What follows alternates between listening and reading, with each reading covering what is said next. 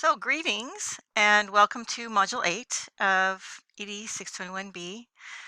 In this module, we're going to look at, at the introduction to differentiation. We're going to look at differentiating assessment and opportunities to learn. So, this statement has been attributed to Einstein. That, if you judge a fish by its ability to climb a tree, it will live its whole life believing it's stupid. Everybody is a genius. Well, maybe not a genius, but certainly they have their own skills and abilities that we want to address in school and adjust accordingly. And that's pretty much what differentiation in UDL is all about. So we don't want to give everybody the same exam and expect the same results. So what is differentiation? Well, most of you are probably very familiar with the idea of differentiating. It's an approach to teaching that advocates active planning for student differences in classrooms. That's it in a nutshell.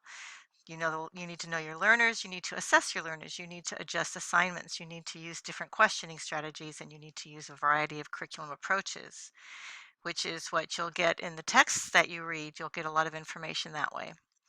Common sense and theory really is what differentiation is all about. The idea of differentiating instruction to accommodate the different ways that students learn involves a hefty dose of common sense as well as sturdy support in the theory and research of education. So you need to know your students and you need to know your field. Many of you are familiar with universal design for learning. We're going to look at the three principles of them briefly of UDL. Representation, action, and expression and engagement as it relates to what you're going to be doing in the classroom with your lessons and students, even as you are mandated to teach a particular curriculum, for example. So we'll start with engagement. How are you going to stimulate your students and get them interested in what you want them to become an active member of? This very much has to do with affect and the socio-emotional state of your students and what kind of safe environment, what kind of encouraging environment that you provide for students to give them a place for learning. You're going to look at students' attitudes, interests, experiences, skills, knowledge, learning styles. You can look at their multiple intelligences and the way they process information analytically or global. I like this particular chart mainly because it helps students figure out different words for their feelings instead of I'm happy, I'm sad. But this is a differentiation chart as well, right? You have to learn how to articulate how you feel. What we're doing is creating that environment where students can come in from places that maybe not be so nourishing into an encouraging situation at school where they can feel safe and take risks. And you are going to use this information to best hook the students into the academic and social context of school. So then if they're feeling safe with you and they're willing to take risks, then they're going to be able to hook into the academics. If you think of the Maslow's hierarchy of needs, this is pretty much the safety and belongingness piece. The representation element of our products and presentations are how are you going to present information in different ways for the learning styles you find in your class, knowing you're not going to be able to do everything for everybody, but you can provide a global opportunities in different modalities to represent for students to represent the their their understanding and process of the material and for you to represent and introduce material to them. So the way you can do that by introducing material to them is using and processing the material with them is by using modeling, opportunities for small and large group interactions, graphic organizers, visuals, and then auditory, tactile, kinesthetic modalities. Visual, auditory, kinesthetic, VAK, you've encountered that in A, and now in B, you're continuing to keep that in mind as you're developing your lessons. And with assessments, really, they say differentiate content, but what you're doing is giving them opportunities to process the content so that you can assess them towards your standards, but in different ways. So you provide level tiered materials. Let's say on the Civil War, you have leveled books. You're aiming for the goal, you're aiming for the objectives, but they're different paths to get there. Multi-option assignments, like we're going to see tic tac toe, choice, in which assignment to use to provide to do what you're asking the students to do. Simplified extension activities, tapping prior knowledge and experiences, always important. Expanding or simplifying text, videos, taped materials, computer programs, connecting and embedding culturally responsive themes. I spelled culturally wrong. So what you need to know about videos and tape materials and computer programs is that there is research coming out that it's fine to use those things, but the students by and large really respond better when they have interaction with the teacher, because that relationship, we go back to the prior experiential piece, the relationship with the teacher is critical to engaging students in learning. If they don't have a relationship with you, the reality of them connecting via video, computer programs is probably pretty limited. So this way you're providing students multiple avenues of access to the curriculum via a broad range of learning modalities and styles. Action and expression. How do you differentiate the way in which your students can express what they know? Again, this is more toward assessment, but if you're doing the curriculum the way you did it in representation, they're going to have more opportunities to provide you with evidence of learning. You can differentiate products by varying, modifying, or offering student choice regarding, and we just talked about choice, work samples, performance tasks, quizzes and tests, projects, oral presentations, graphic organizers, group and individual products, portfolios, and self-assessment, reflection, art, creative projects. All of these things can be embedded into even a single assessment task, especially performance tasks. So you can think about how you're going to engage a variety of learners in the assessment context. Evaluating products and assessment, you use rubrics. Rubrics are so very useful. Again, a misspelling. Look at that, 2 R's. Criterion lists, negotiated criteria, varied checklists, and so on. So you can see by the graphic that there are many ways to get to the same place. And what you're trying to do is broaden the arena. You're opening the scope so that many students will feel successful and be successful. And it's not like, oh, we're giving everybody an award.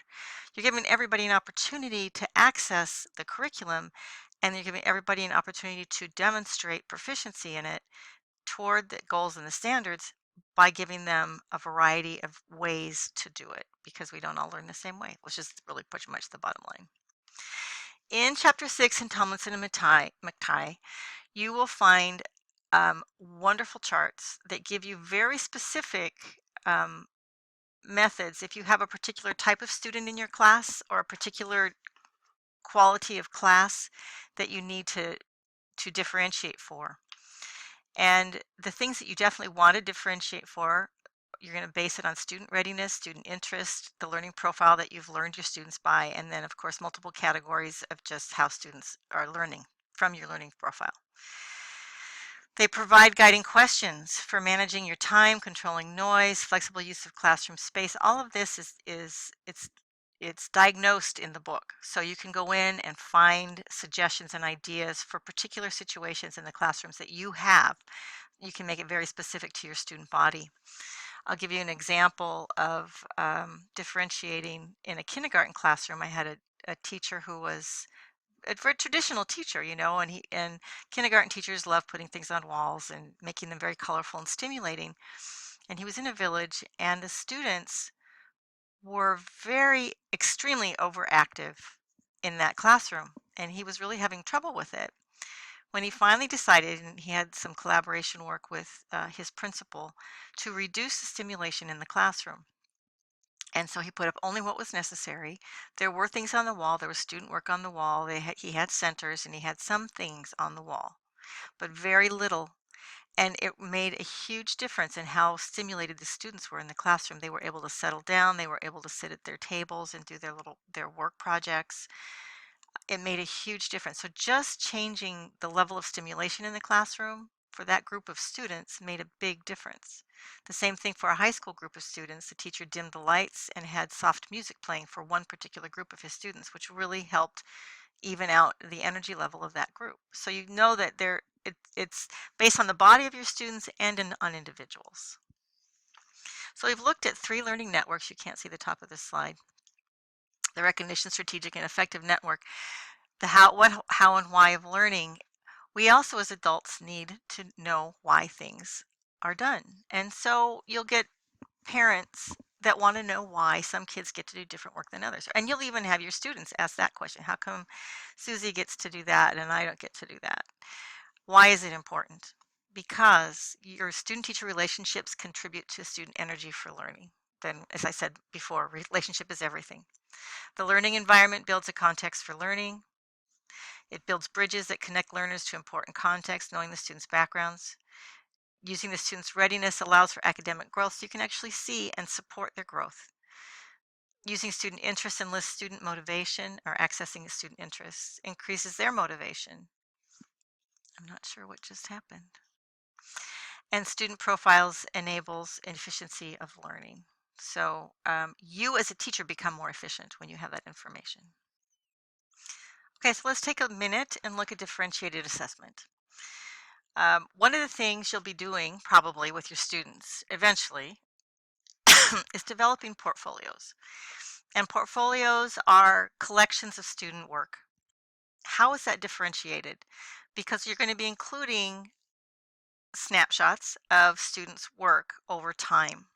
And consider that a portfolio looks like a photo album rather than a snapshot.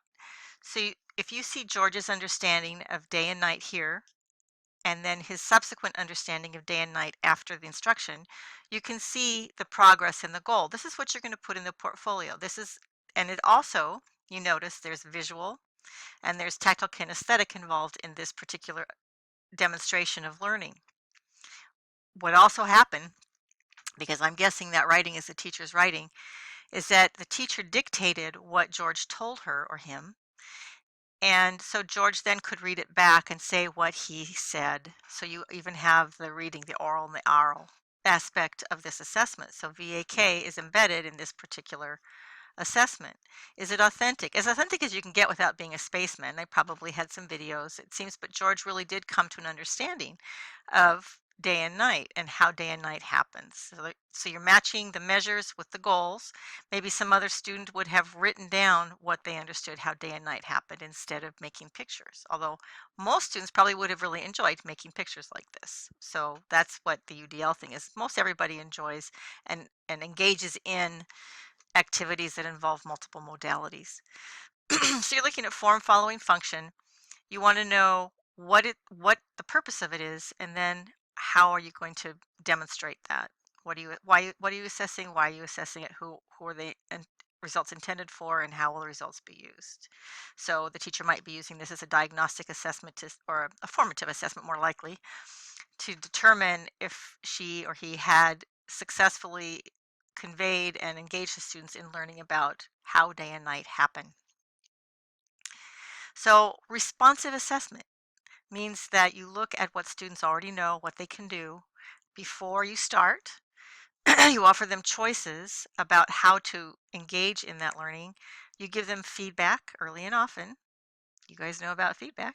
And encourage self-assessment and reflection so that students can reflect on form and function, on the quality and the nature of what they've been learning. So you want to get as much as you can engage students in assessment, that becomes differentiated assessment, interestingly enough.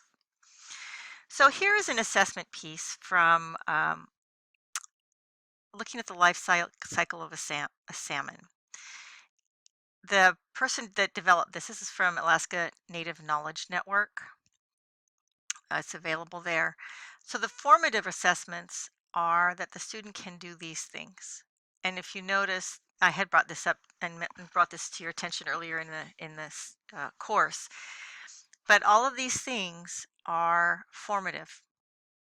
The student can do these things, and this is progressing through the lesson. And you can also see that there are oral, there are tactile kinesthetic, there are most likely visual um, elements to these formative assessments.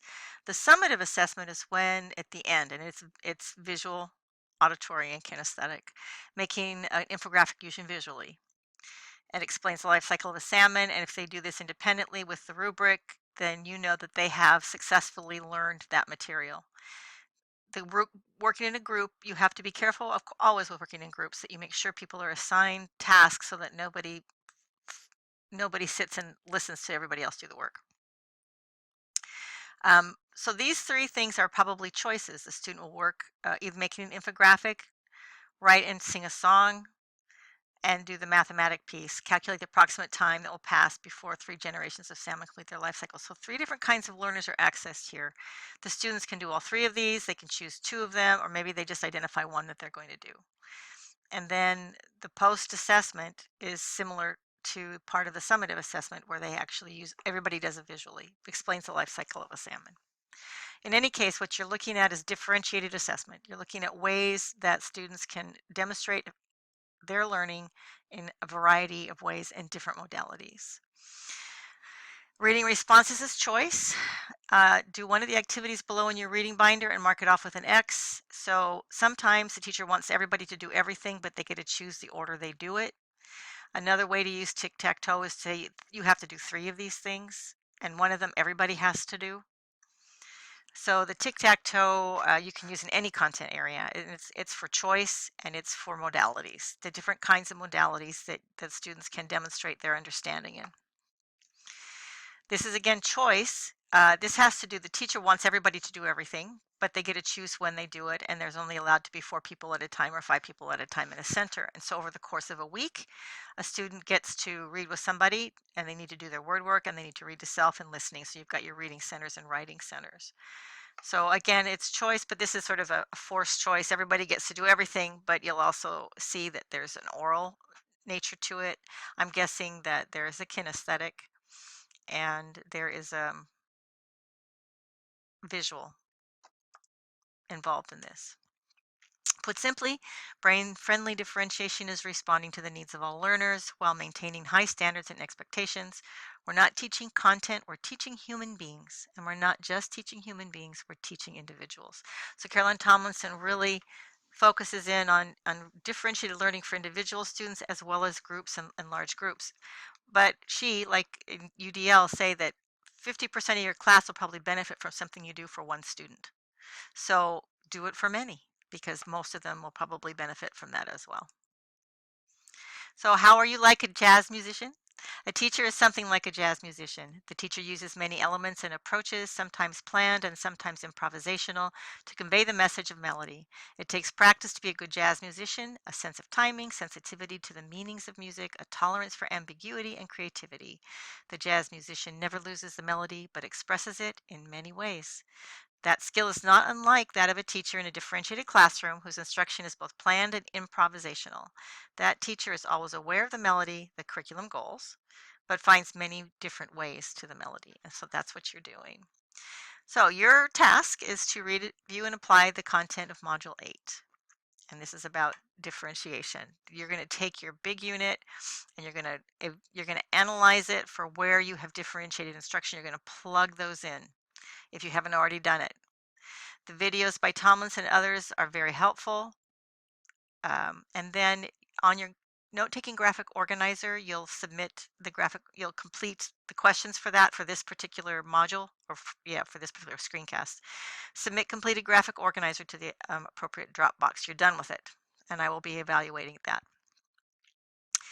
Examine and review the assessments and learning opportunities you've designed for your lessons in the unit. So you've built your unit now, and you need to go back and you need to make sure that your assessments and learning opportunities are embedded, first of all, and that they address a variety of learner needs in your class, including VAK representation. Some of you have using multiple intelligences, which is just fine. It's just another way to look at it, and I'm really happy with that.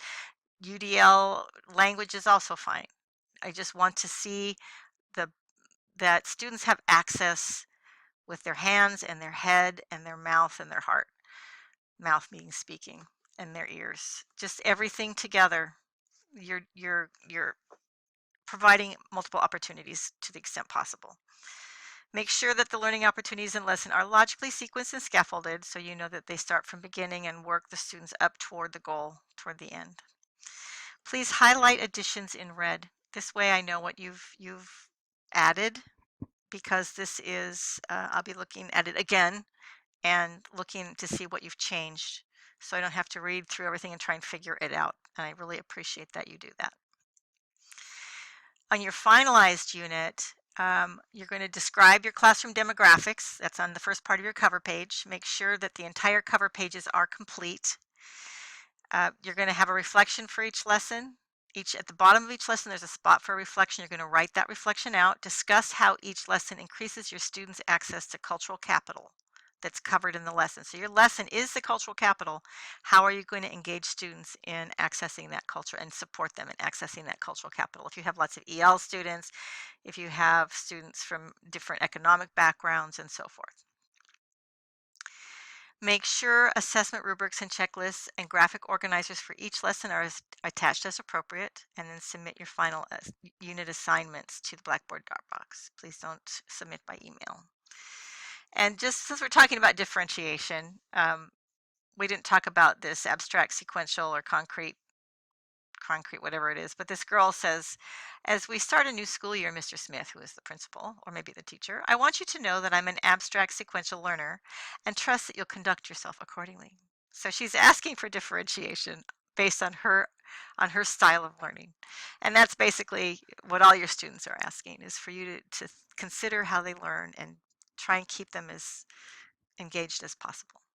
So with that, I will thank you for your hard work for this course, and I look forward to seeing your differentiation pieces and your final unit.